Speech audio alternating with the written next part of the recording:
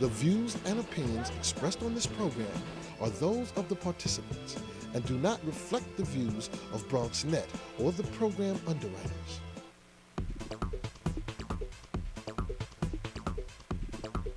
BronxNet. Your voice, your views, your vision. Hello, everyone, and welcome to another exciting edition of Open, the one and only talk show bringing the best of the Bronx, New York, and the world to you. I'm Rina Valentin, your host in Café con Leche this Friday morning, and let's take a look at what's in store for today's show. First up, it's our open weekend preview, giving you a heads up on fun things to do around the city. After that, we sit down with Assemblyman Mark Jonai to talk about some upcoming international community events. And, well, laughter comes in unique packages, and we meet a comedian with some edge to her humor. Bobby C's got the latest stats in the sports roundup. And the show ends with a demo of some poetry from our Open Artist Spotlight. So sit tight. It's the weekend, baby. And now we are officially open.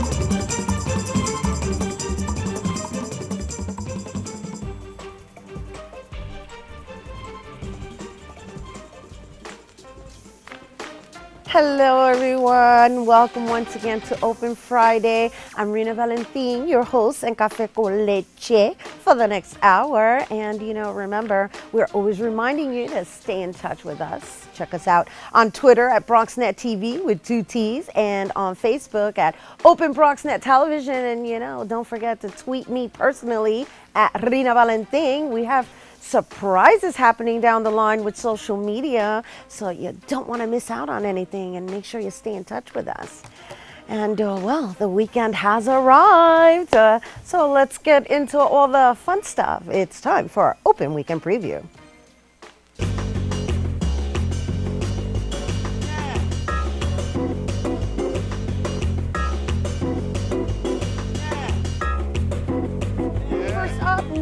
Tree appreciation walks.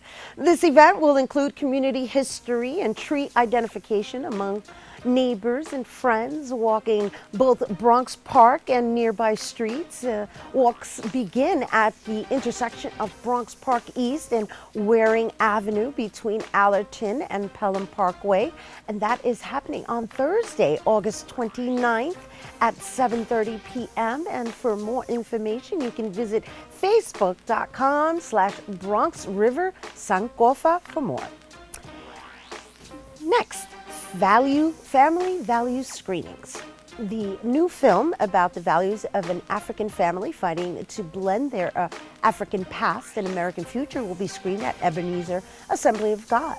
Ebenezer Assembly of God is located at 2151 Jerome Avenue in the Bronx, and you can take the 4 train to Burnside and walk to 182nd Street, and that's happening Saturday, August 31st at 7:30 p.m. And for more info or to see the trailer, you can check out oavisionproduction.com, or you can call them at 718-666-1849.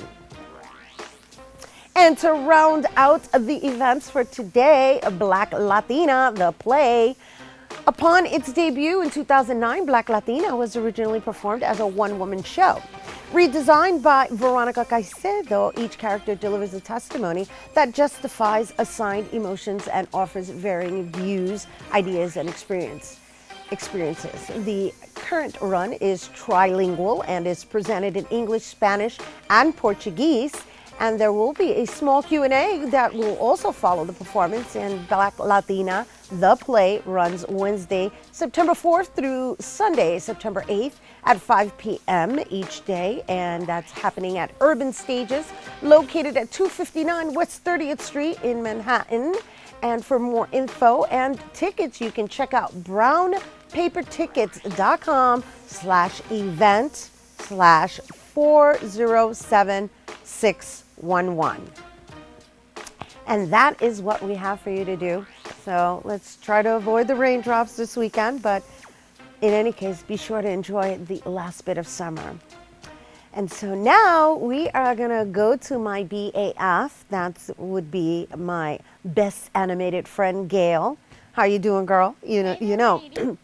Are you there yet? I'm here. Oh, yeah, because, the Bronx, I just want to talk a little bit about the diversity that exists in the Bronx. I think the Bronx is a lot more diverse than people really know. So today I thought we discuss some of the cultural diversity. What do you think? And the food and everything related to all the colors that live within this borough. Did you say food? I I'm did. all about food. I love food. International food. Oh my goodness. The Bronx is a very diverse. I think, in fact, it's one of the most diverse counties in New York.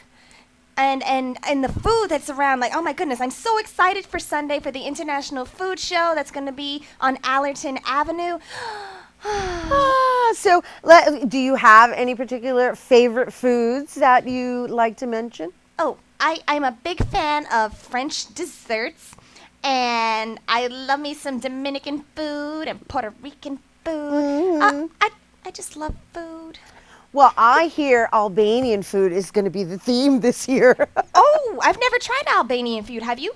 Yeah, I've actually been wanting to try burek. Have you heard of burek? I have not. Tell me all about it. Well, it's a sort of spinach type of flaky, like, I don't want to say it's, maybe it runs in the family of spinach pie, maybe. Ooh, sounds kind of like Greek spinach pie, like that, right? Yeah, it's healthy, right? You're getting your spinach, greens of in there. course, but you get your vitamin A on. Yeah, well, that's what we're all about nowadays, right? And the beauty of just exploring and trying different foods Oh my is goodness. that we here, being health conscious, are actually exploring and making sure that what we are eating is healthy, right? And Absolutely. you and I, we share similar interests in like the way we cook food, right? Because that That's right. plays a role as well, Absolutely. right? You had mentioned something with regards to like, let's say, well, I'm Puerto Rican, and You don't say. Yeah, I'm Puerto Rican, and back in the day, we had a tendency, or my grandmother had a tendency to cook with lard, right? Ooh. Yeah, and we called it manteca at the time, and it's, I believe there are people that still cook with that, and Yes. In fact, it's the immigrant families that come over that still cook their food traditionally, and it tastes delicious. But if you eat too much of it, it can be really bad for you. right. So it's really important to substitute those kinds of ingredients for something more healthy. Yeah, I mean, I'm bringing it up just because, you don't have to cook with lard anymore, right? I mean, there's all these different types of oils, and you can even cook oil free. And on top of that, you don't even have to fry it. You can actually put it in an oven and bake it. Absolutely. That's what I do with a lot of my dishes at home. I use a lot of canola oil or olive oil if I really need the oil in my life. Or I use coconut oil, which actually burns up really quickly. You don't taste the coconut in your food at all. And it's very healthy for you. And, oh my God, it just makes everything so much better. Well, at the end of the day, it's we're not asking people to compromise their palates. If anything, it's like explore and try something different, and which is why we're celebrating International Food Day, right, on Sunday. Absolutely. I'm sure there's going to be all types of variations of food. We have like so many different cultures that exist here in the Bronx, like the African culture, like I mentioned earlier, Albanian, of course, Dominican, Puerto Rican. There's the Italian Garifuna culture, food. which is really big here as well. French, who knows? There may be some French cuisine over there, Oh my hopefully goodness, I for hope you. there's Japanese food. I love Japanese food. And Japanese, oh, please, don't Give me get some me sushi started. any day of the week. I'll be a happy person. Are you kidding me? Sushi is my favorite meal. Really? Yes. Oh, we have so much in common. I know. That's why I just love having these chats in the morning. It's I like, know, me too. It's so great.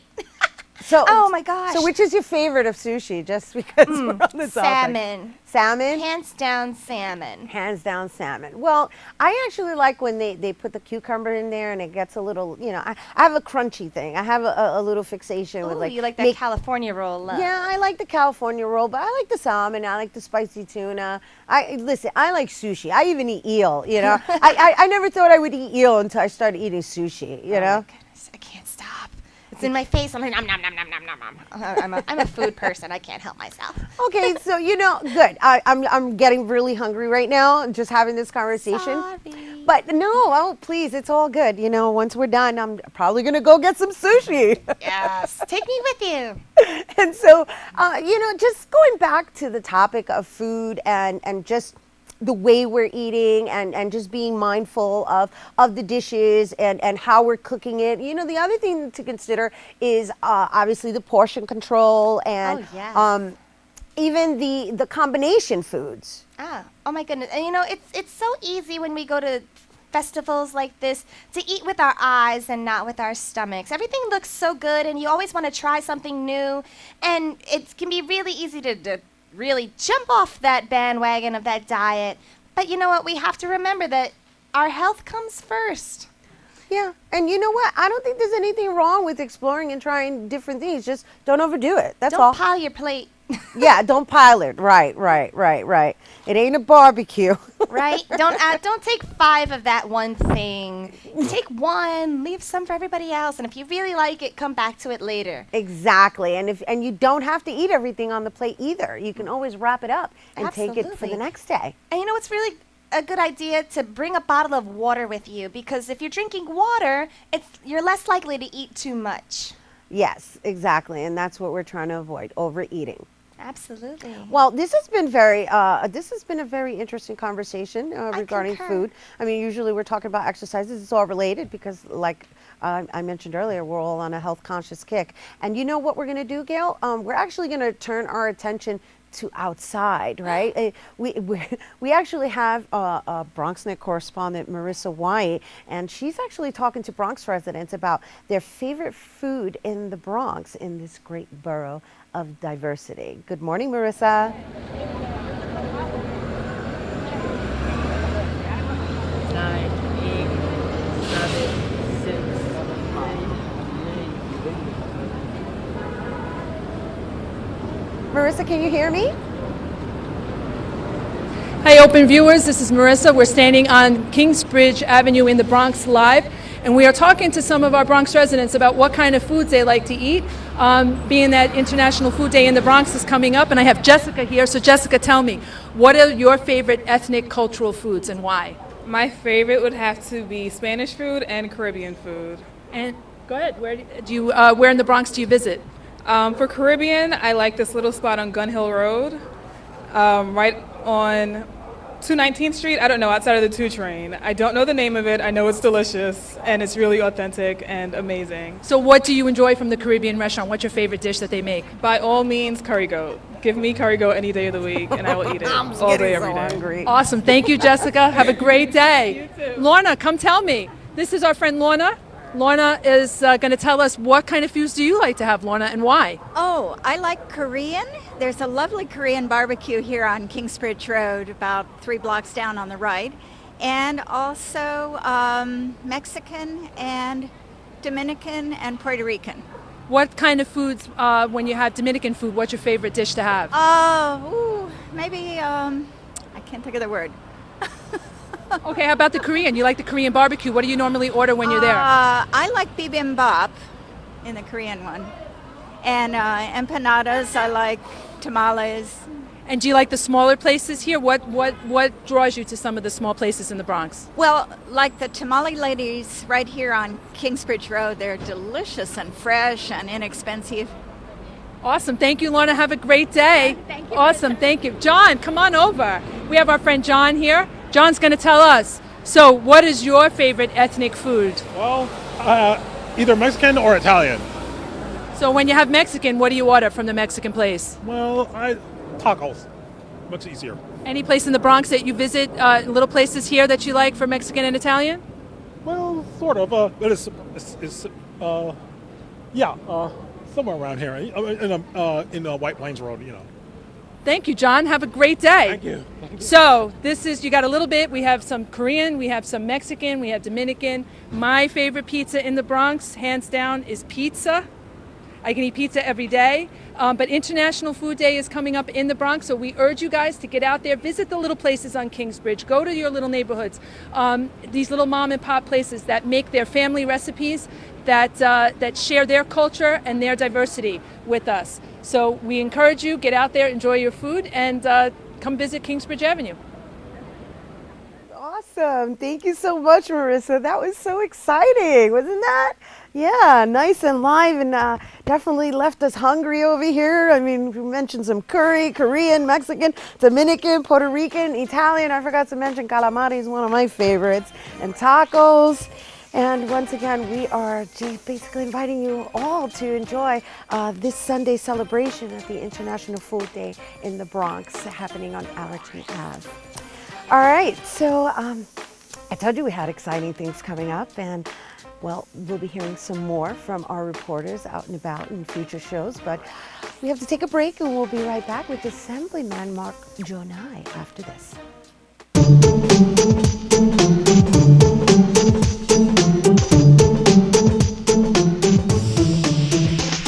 We have the most diverse borough in this country, and what better way to celebrate our diversity than through International Family Day. Part of the program today is that we're going to honor one person from every known country in the world, and that's a fantastic day for the entire borough and the entire city. North Korea, Zin Ozone. The Democratic Republic of the Congo, Danalkis Peña. It feels wonderful to represent Honduras, actually being a Garifuna American, and it's a wonderful opportunity, and I'm so excited. It feels cool to have the certificate and represent Belize. Here's my little nephew, who is Puerto Rican and from Bangladesh, my sister, my future brother-in-law from Palestine, my mother from Puerto Rico, born and raised there, and my sister from Puerto Rico. I'm representing Cambodia on behalf of my fiancé. So much of the new vitality and energy in the city is by immigrant communities, entrepreneurs, businesses, you name it. That's what is making New York City even better each and every day. This is about first bringing to everyone's attention how diverse we are. From this, we're going to be celebrating next week International Food Festival, followed by International Music Festival. So I think all of these events are going to be annually, and I'm looking forward to it. Happy Ananas Day. Thank you. We're here at Billy's to kick off Salsa Fest in the Bronx. Tonight we're going back in time. We're going to 1974 when Fania All-Stars went to Zaire, Africa and performed to a sellout audience.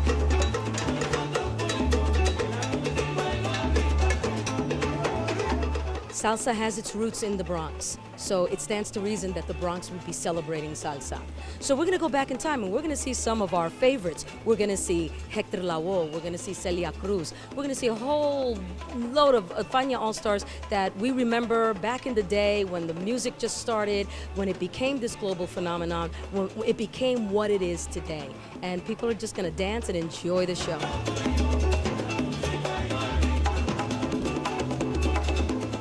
Decided to have it here at Billy's because, as you can see, this is an absolutely beautiful location. These guys at Billy's are wonderful to work with, really happy to be here, and we just want to do more with them. The concept is to bring a little bit of everything, so we're probably going to put a stage over here and come up with a big venues. So we're looking to do like 2 or 3 bands like that a year in Spanish community. Salsa Fest is a month-long celebration. And it's made possible by Bronx Borough President Ruben Diaz Jr. and the Bronx Tourism Council. So we're really happy to be able to do this. So it just stands to reason that we go back in time to when it all started. Hello, welcome back to the studio. Rena Valentin here, and our next guest started the initiative CARES, which stands for Community Accountability Encouragement Service. This recently appointed assemblyman representing the New York's 80th Assembly District presents not 1, but 3 International Culture Days, in the Bronx.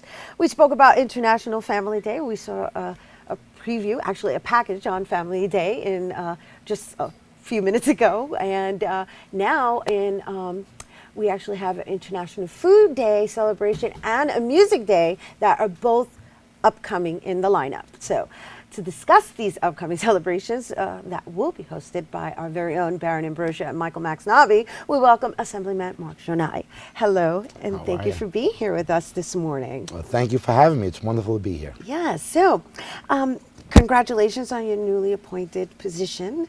Well, thank you. The Honorable Mark Jonai. And within the Assembly District, the 80th Assembly District, could you just share with everyone what that represents? Sure. Sections of Morris Park, Pelham Parkway, Alton Avenue, Pelham Gardens, and Marshall Parkway, Bedford Park.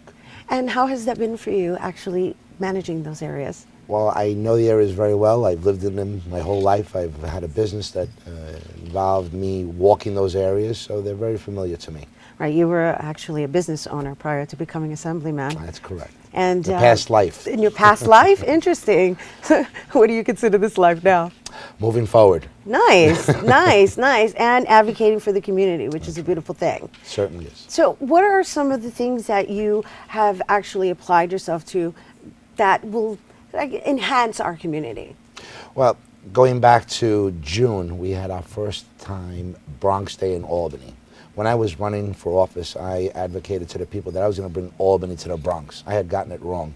I had to take Bronx to Albany. Nice. And it was a tremendous event. We were able to showcase the best of the best in the Bronx, which led me to, when you think of this borough, and I heard earlier a statement that was made that the Bronx is the most diverse in the city. It's actually the most diverse in the country. This borough, if you can't find it here, you can't find it anywhere.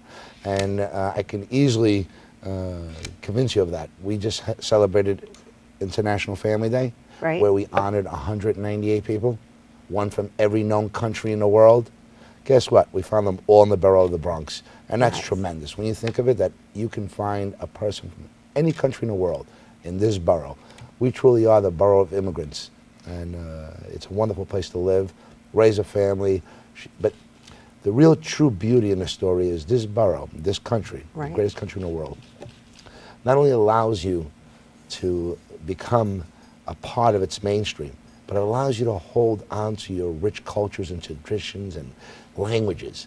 It's a special place in this world where you're offered the ability to become a citizen of the country, but still hold on to your own traditions and cultures. You know, and it's so beautiful that you would say something like that, because I agree with you with regards to, you know, always finding similarities and differences is one of my mottos. It's a beautiful ability to, and just have this opportunity to be who you are, but yet share in other cultures, and that's obviously what you're putting together this Sunday, and with the food being the theme. Yeah.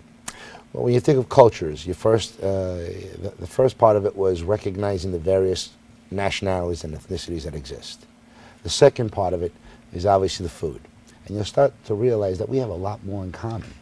And it doesn't take much. You don't have to know the language or the history or the tradition to appreciate food. It's either you like it or you don't. Right. The universal language of yummy. Yes. That's it's true. Self-explanatory. It's so true. And there's a great opportunity for us to get to understand other cultures and traditions and share with them in the food that they make and their ingredients that they may use as breaking the glass ceiling, if you will, and lowering those guards a bit and realizing that, hey, you know, chicken is chicken, but you make it a little different than I do. Right. Your spices may be a little different than mine are. And as we start to experience and taste these different foods, you know, you'll start remembering some of the names of those foods, and then you share something in common with another culture. So it's a wonderful opportunity for all. Now, just share a little bit about your culture. Well, I'm of Albanian descent. I was fortunate to be born in this great country. My parents immigrated here in 1968 through Catholic Charities. They went through Italy, where they stood almost a year before they were allowed to enter legally into this country. So my upbringing was very traditional. We held on to many of the traditions from back home. And it took a while for my parents to really adapt to the American or accept the culture in this country. They came in with the anticipation of being able to work hard and return home. They fell in love with the country. They realize that this is the place that you can raise a family, you can make a decent living for yourselves, and just enjoy being Americans. Nice. And so were you able to adapt your food into American culture, or do you still have your favorite in your descent? Well, look at me. I enjoy all types of foods, and I certainly,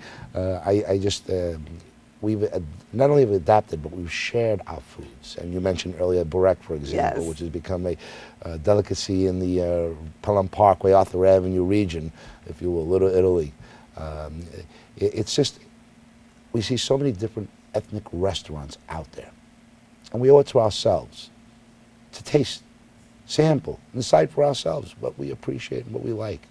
It's true. It's a great, first of all, it's a great talking piece, right? And it actually brings families together as well. Certainly does. I mean, that's the time that we always spend closest together, is like actually making a meal together. And when it comes to the traditional aspect of it, right, especially myself, let's say being third generation, something shifts. And so in being able to actually hold on to the culture and its actual values and still pass it on, it actually allows us to maintain the melting pot of the world that we are, especially right here in the Bronx, right? That's absolutely correct. So what are some of the foods that we can look forward to on Sunday? Oh, it's going to be a surprise. Oh, I think you're going, goodness. I would just warn you that there's going to be so much of this odor of foods and seasoning in the air that your stomach is going to be growling from blocks before you get to it.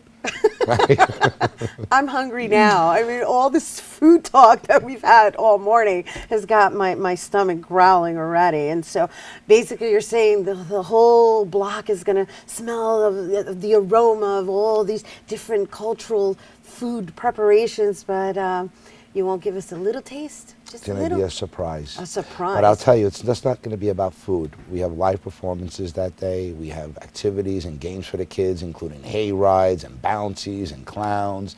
It's going to be a fun-filled day for entire families, regardless of age. You're going to be able to enjoy that event. And this is happening on Allerton Ave on Sunday between what time? 12 to 5, and 12 it's to just 5. off of Boston Road. And then you also have an International Music Day that's coming up, right? That's correct. We haven't finalized the date yet, but we're working on late September to have this event on Pelham Parkway is the target area. And we're just starting to dabble on International Film Festival. So I think we're going to have that by the end of the year as well. I accept our diversity. I think it's a tremendous asset. And it's time that we start referring to it as an asset and experience all of the different cultures that we have, whether they be through name recognition and get to learn a little bit about a country, including I learned something. For example, Michael Nabi. He was honored at our International Family Day for Hungarian. He represents the Hungarian people in the world, and I didn't know that about Michael. And we started talking and realizing that there's not much difference between Hungarians and Albanians. And before you realize, we share a lot more in common. It's a good opening piece. Well, just because you brought it up, could you mind sharing what those similarities are? Well, they both end with the letter N. Hungarian and Albanian. I'm joking. You got me on that No. one. I'm like, yeah, I guess they do. But it's that part of the world. I mean, they understand hardship. Hungarians, Albanians, the Balkans, Eastern European really went through some major hardships. And they've known what it means to make sacrifices in life. They're very family-oriented. They hold on to some very old traditions and cultures. For example, the Albanians are direct descendants of Illyrians, which are the oldest people in the world, in that part of the world. So there's a lot to talk about. But history has shown that when we, as a region, there's not much that defines one group from another. And the languages all break down to the early languages. But when you think about it, what is diversity? What is a culture? What is ethnicity? We're just defined, our size, our body shape, our skin color is defined by where you live in correlation to the sun and what you eat that defines your structure, your color, your height, your weight, your hair color, your eye color. So when you think about it, all we are is products of where we live and what we eat. All of a sudden, we all understand that we live under the same sun. Well, therefore, we have a lot in common. Nice. Well said. Thank you. Thank you. Thank you, thank you. Assemblyman. Beautiful. Oh my goodness, a humanitarian on top of everything else. Love that. All right. Thank you so much for being here with us. And for more fun in the sun with the Bronx community, check out the International Food Day on Sunday, August 25th at 12 p.m. on Allerton Ave off of Boston Road. And for more info, you can email info@massmarketingny.com, or you can check out Assemblyman Jonai's page at assembly.state.ny.us/mem/Mark Jonai.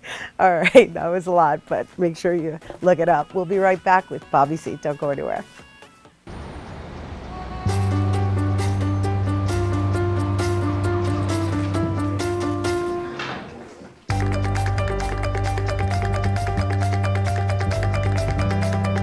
Big dreams and good grades aren't enough to get into college. There are actual steps you need to take. Finding someone who can help is the first and most important. For the next steps, go to knowhowtogo.org. Hey, how's it going? Sir, are you okay? What? Oh, this? It's probably nothing. I'm sure it'll go away. Go away? Sir, that can't be good. No, it's cool, really. Do you want a napkin or something? Everything's fine. Thanks. You wouldn't ignore this. So why ignore the signs of a stroke? At the first warning signs, call 911 immediately. Because time lost is brain lost.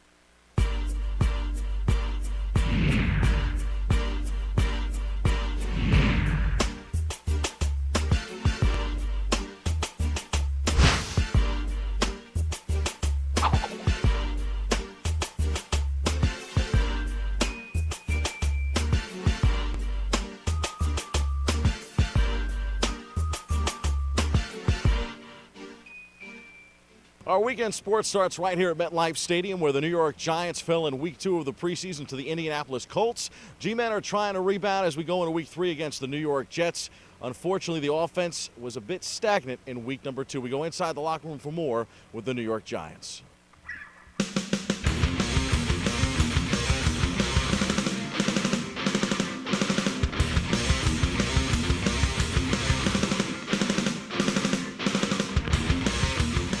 The G-men, who were battling injuries in the early going, looked stagnant offensively and not much better defensively Sunday night.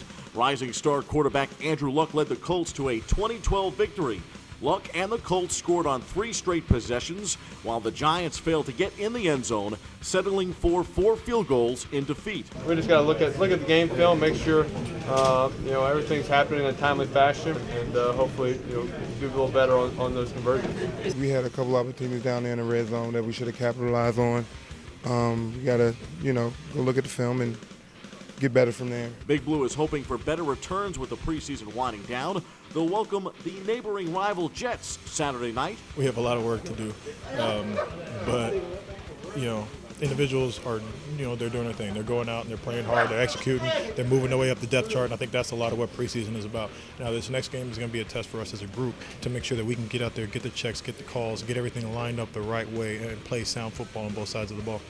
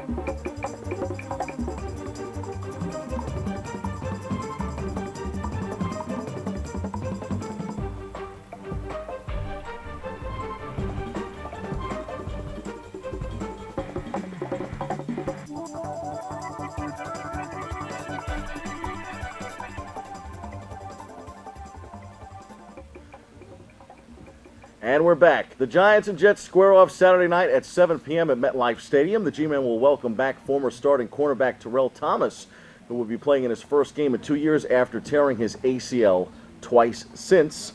As for the Jets, head coach Rex Ryan, who has been shooting his mouth again of late, talking up the defense, has decided to give rookie quarterback Geno Smith a shot under center. Smith will start against the Giants after an incumbent Mark Sanchez got the call in the preseason's opening 2 weeks.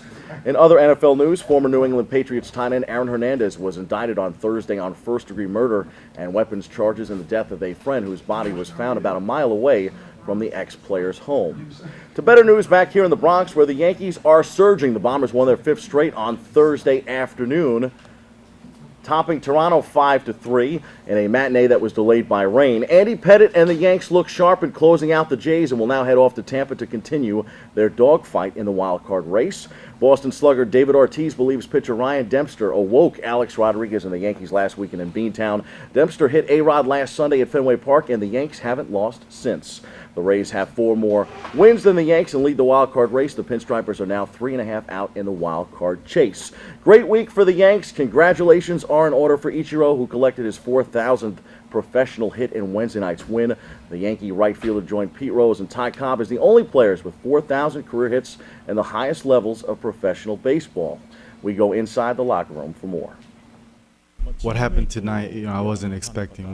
When my teammates came out to first base, it was very special. And obviously the fans, I wasn't expecting so much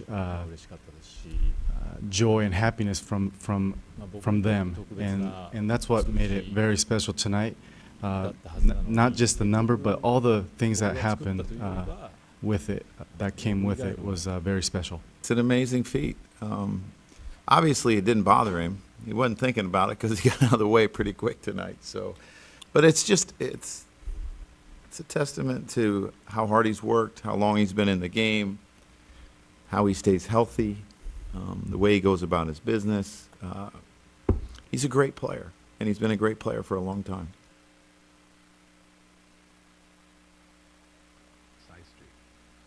Good food.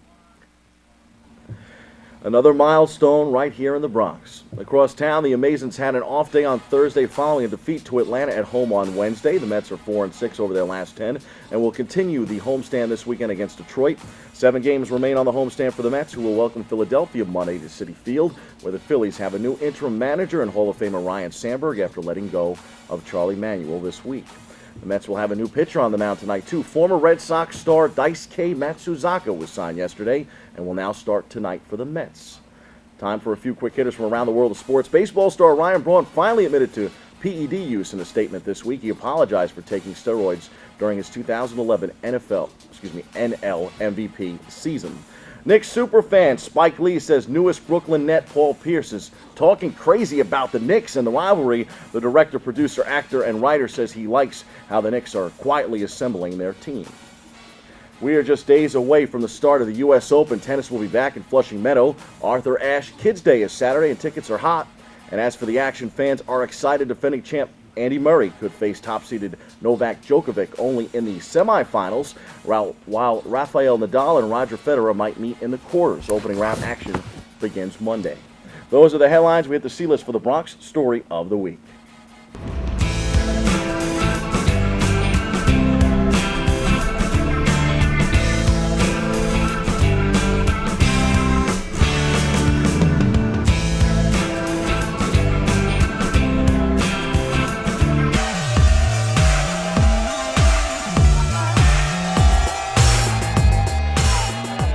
It was a matchup of street ball heavyweights Sunday at Orchard Beach. DDN's Sean Bell out of Queens making its 4th finals appearance in the Hoops in the Sun title game, and R2K featuring a lineup of all but one from the Bronx, looking for its first crown at the Bronx Riviera against one of the game's elite dynastic teams, with R2K holding on for an 83-81 Poppin' Bottles celebration. I'm just grateful, man. I'm grateful. I'm just glad that my team, after all these long years, all these tough battles we've been through, I'm just glad that we finally got this, man, because it wasn't easy, because that's a great team we just beat. Former St. John standouts Dwight Hardy and Justin Burrell carried R2K in the final. I just come out here, give the fans a show, try to play as hard as I can, no matter how many I score. It's just about playing hard, and finally, 8 years we haven't won, and this is the year we broke through. Come out here and play at Hoops in the Sun and win the championship with Dwight couldn't be written any better.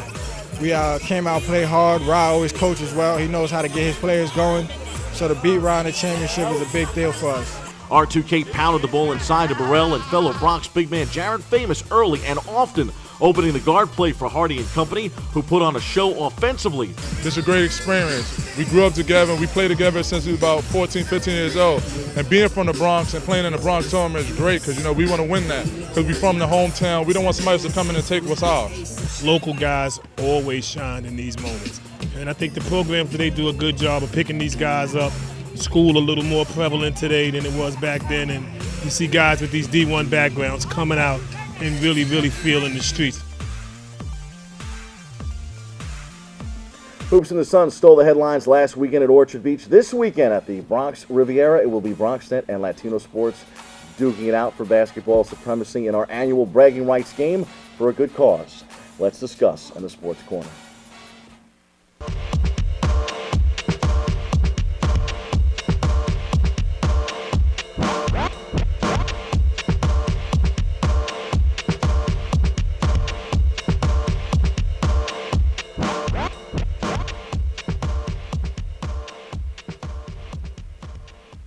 Joining us now, the Sports Corner Latino Sports President Julio Pabon. 18 years, right? 18 years on Sunday. Yeah, I feel like we should have a quinceañera or something, man.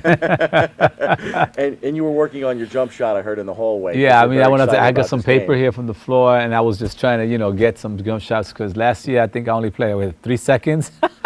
You had a lot of ringers. That's what Michael told me to tell you. You had a lot of ringers in the game. So no, we did not, man. You're the guys that keep on bringing the leaving basketball NBA team. players dressed up, And we're the only ones that ever played a woman, okay? So we're the only ones. I never seen BronxNet bring a female. So any of you ladies want to come on Sunday, I want to see some ladies from BronxNet. We're testing you guys for steroids. That's all I have to say. On Sunday, we're gonna. Oh, look, there's gonna be what I've been steroid drinking. testing. I'm getting ready on now. Sunday. I'm getting ready now. It's all about fun, man. Well, tell everybody at home in case they don't know about the big game. I mean, every year, of course, we promo it. We talk about the recap, but more about the cause itself. Well, BronxNet and Latino Sports got together years ago, and we decided that we have a fun game every year.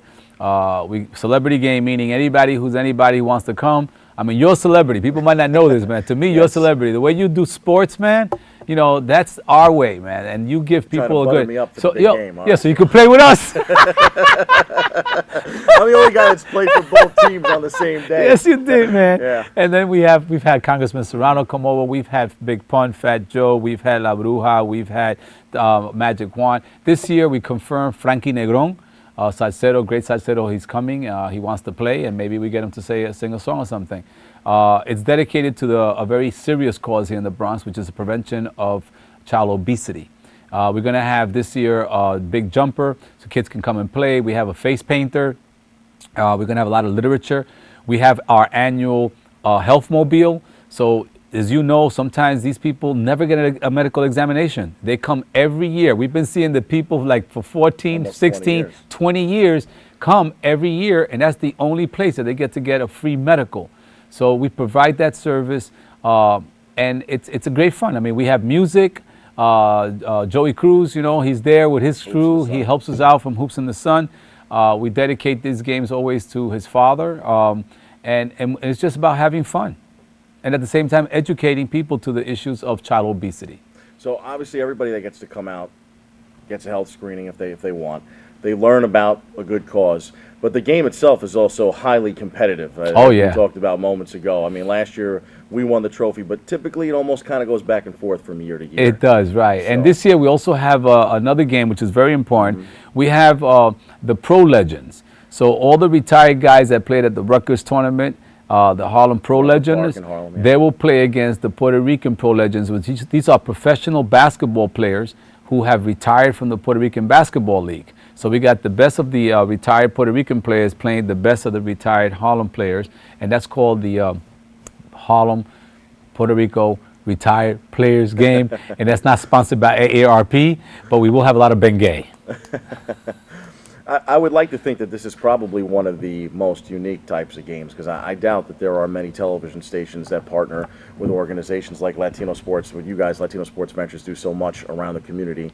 You think it's fair to say that we probably have something that's very special here in the Bronx? Absolutely. This kind of game? And everybody knows it, and that's what makes it different, because we get so many different types of people that come over, and it's just fun. But at the same time, you have fun, you play serious games, but you're also educating people. And this community, especially the Bronx, we need to do a lot of education, because we have the worst in terms of child obesity, worse in diabetes, worse in high blood pressure. So we need a lot to do with educating people about health issues. So, Julio, give me a timetable for the day. I mean, I think the first game is going to be starting around 11:30, 11:30, which is usually our game, BronxNet versus Latino Sports. And then we're going to have some entertainment. We have some kids. Anybody out there, if you need those 15 seconds of fame, come on over. We have a lot of, time in between games. You can come and play. We have a professional sound equipment there, so you can definitely get your sound stage on there. There's always people at Orchard Beach. They hear music, they come over, so you're going to get your crowd there. We clap for everybody. So, so we're going to have a lot of fun. So if you're interested, come on over. And then by 1 o'clock, we have the game between the Harlem and the Puerto Rican Pro Legends. And then we always have, some surprises. People show up, and we just play it by ear. And hopefully the weather will be good. You shouldn't have a problem. So a packed day at Orchard Beach, and everybody can log on to latinosports.com and bronxnet.org Yes. for more information. Exactly. See you Sunday. I'm not going to play anymore. I think I'm just going to call the games. Oh, man, I'm I tired can't. of switching back and forth between the two teams. Yeah, we got Even you though there. it is fun to just pick the winner and say that, yeah, I'm on this team. I'm on this team. Well, listen, man, it's going to be a fun game like always. I'm going to try to play more than 3 seconds this year. I'm going to try to at least go from one hoop to the other.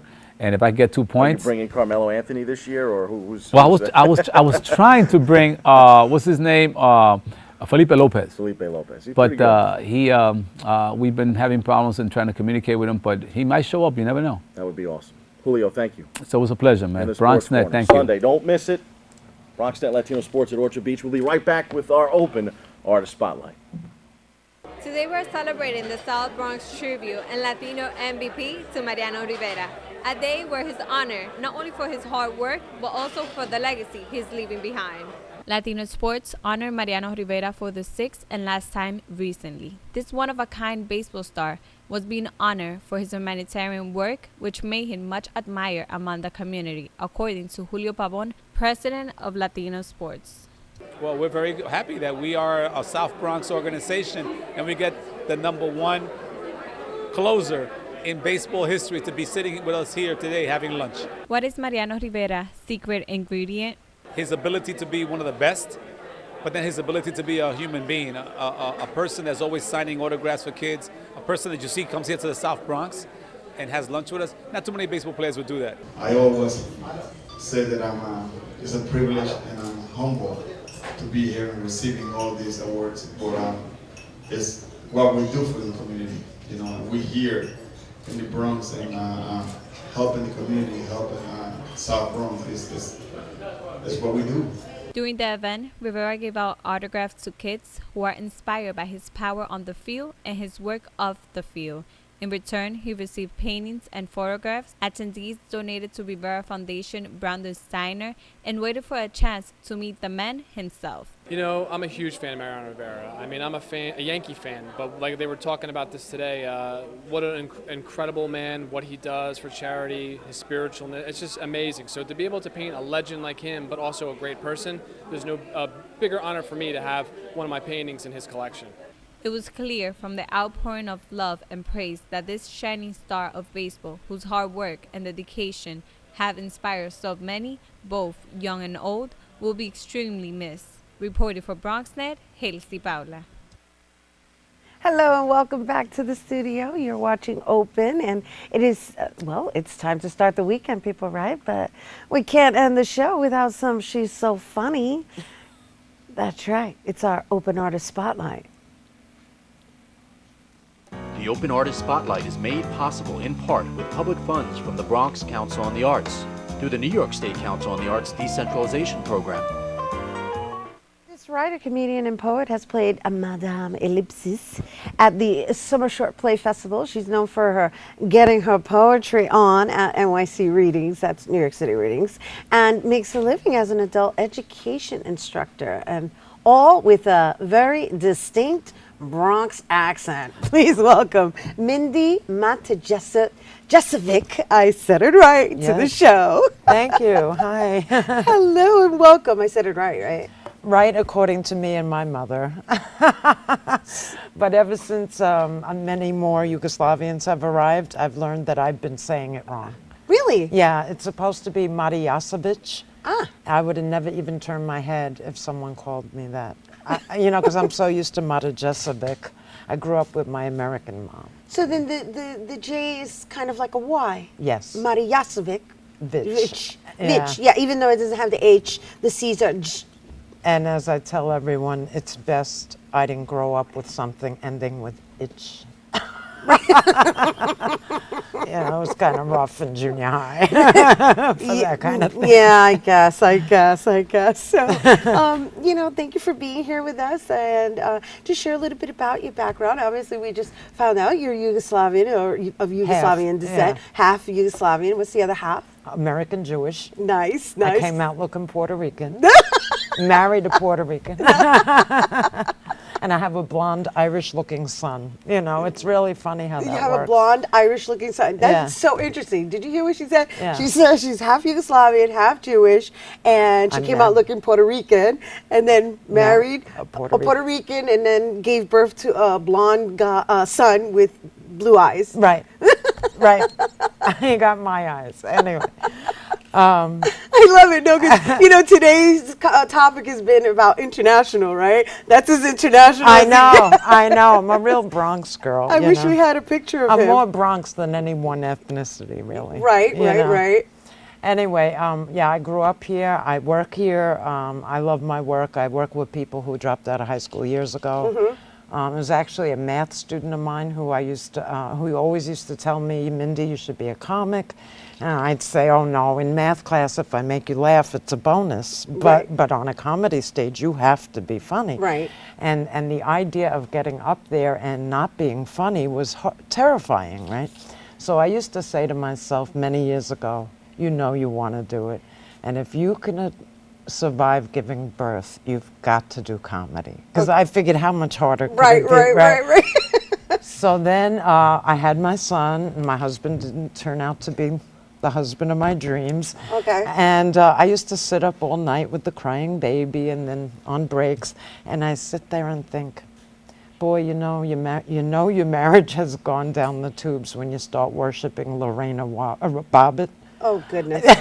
So that's when I said, okay, maybe that's my first joke, but I never really used that one. Yeah. Well, it's timed anyway. So. Yeah, I know. It's outdated now, I know. Lorena Bobbitt. Actually, you know what? If we were to say Lorena Bobbitt to some of the youngsters now, they wouldn't even know what that means. I know. I know what it means. I know. I'm giving up my age.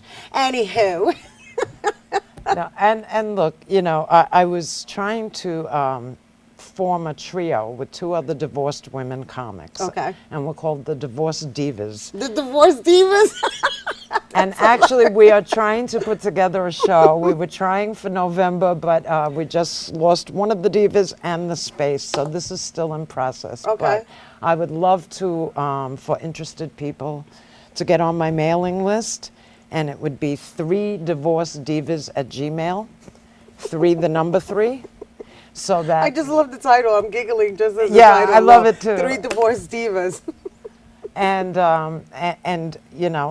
we want to do a comedy debut in the fall, but now things are a little. Just this morning, I learned one was backing out. It's because she has a ton of things. Well, the beauty of what I've witnessed in researching you is that your work actually has an educational component to it, obviously, because you're an educator, right? The other thing is that you write poetry, and you write poetry from a woman empowerment perspective. I happen to love Urban Goddess. I was like, yes, she wrote that one for me. Wow, you really researched. Thank you. I'm so flattered. Oh no! And on top of that, I have to know this. I have to know because I also performed in the Vagina Monologues because I'm an actor as well. Which vagina did you perform? I was the one where he loved looking at it, and the one about hair. I was the angry vagina. Okay. I thought we were going to have a moment. And I was like, oh, I played the angry vagina. Okay, so you don't remember the title of the vagina you played in the vagina monologues? Well, because we were by numbers. Okay, okay. Yeah, but I did the monologue where, you know, he loved looking at it, and the other one about the husband who wanted how to shave it. Yeah. Yeah, so that was a lot of fun. I did it actually here at Lehman. Oh, nice. At the Lovinger Theater. I loved it. Yeah, it was great. Yeah, I got to be the one with the attitude, of course. That must have been great.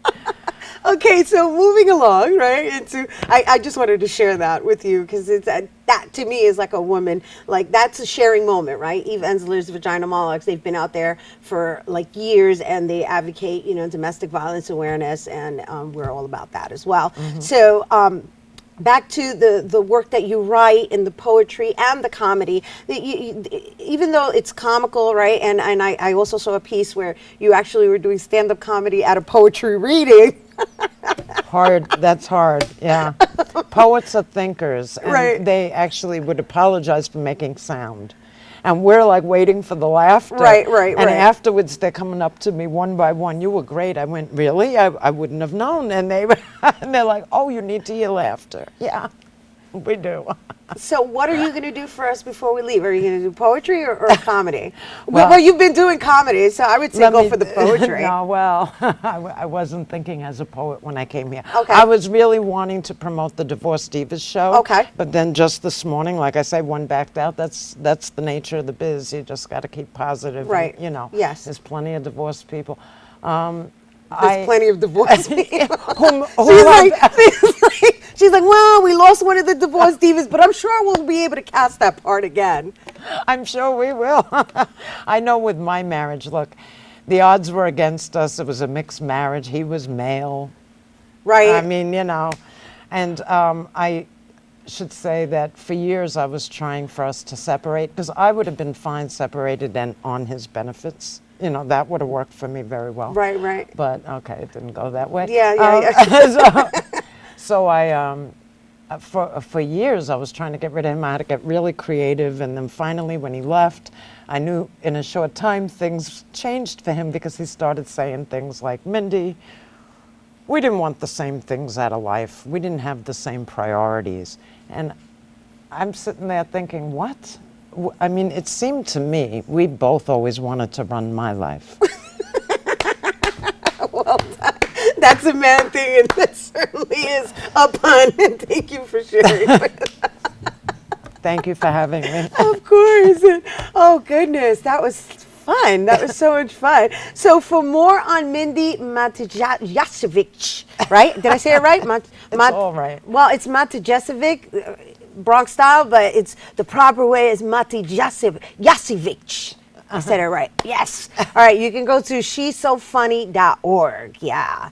And you can also find her on Facebook or at NYC Readings around the city at getyourpoemon.wordpress.com. I hope you enjoyed today's international flavored show, because that is our show for today.